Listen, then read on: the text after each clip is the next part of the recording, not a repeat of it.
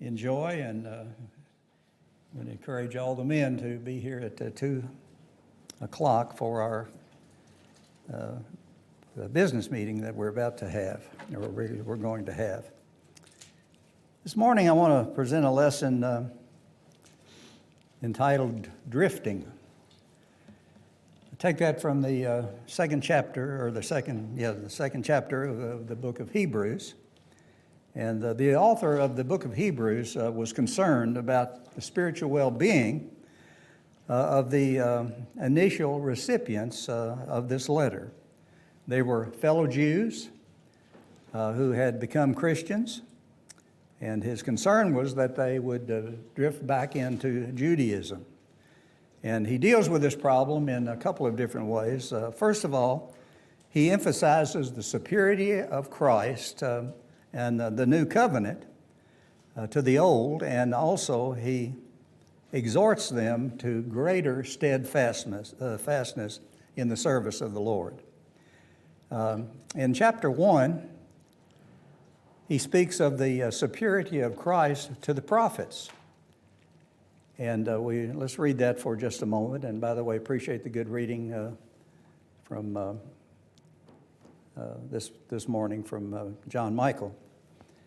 God, who at various times and in various ways spoke in times past to the fathers by the prophets, has in these last days spoken to us by his Son, whom he has appointed heir of all things, through whom also he made the worlds, who being the brightness of his glory and the express image of his person, and upholds all things by the word of his power, when he had by himself purged our sins, sat down at the right hand of the majesty on high. So he speaks there of being superior to the prophets.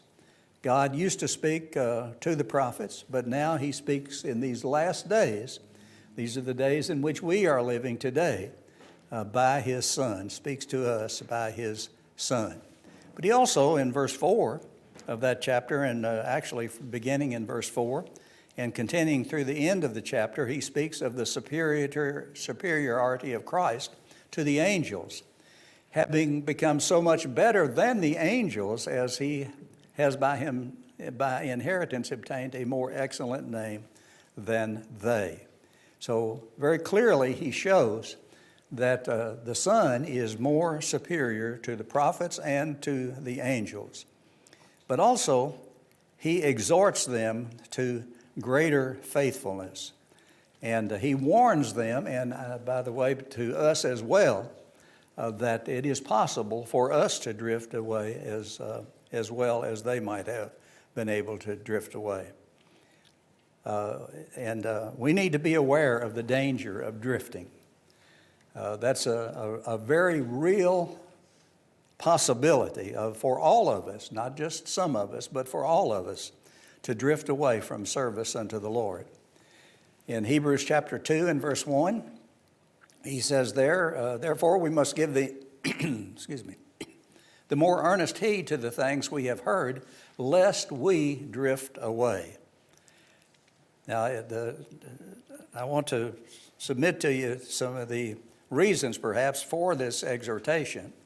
And first of all, there is the very real danger of drifting away, the very real possibility that could happen. And we can drift away through neglect, according to what these passages teach us, Hebrews 2 and verse 3. How shall we escape if we neglect so great a salvation, which at the first began to be spoken by the Lord and was confirmed to us by those who heard him? So it is possible, according to what the writer here says, that we can neglect the great salvation that has been provided for us. But also, he says that it is possible for us to depart from God. And again, we shake our head and we wonder, how could that happen? But the writer says very clearly that it is possible. Hebrews chapter 3 and beginning at verse 12. Beware, brethren, lest there be in any of you an evil heart of unbelief in departing from the living God. But exhort one another daily while it is called today, lest any of you be hardened through the deceitfulness of sin. For we have become partakers of Christ if we hold the beginning of our confidence steadfast to the end. Beware, brethren, that there be in any of you an evil heart of unbelief in departing from the living God. And the answer to that is to exhort one another. You know, people sometimes wonder why we emphasize so much how the Christians need to be continually steadfast in coming to and worshiping the Lord on a regular basis.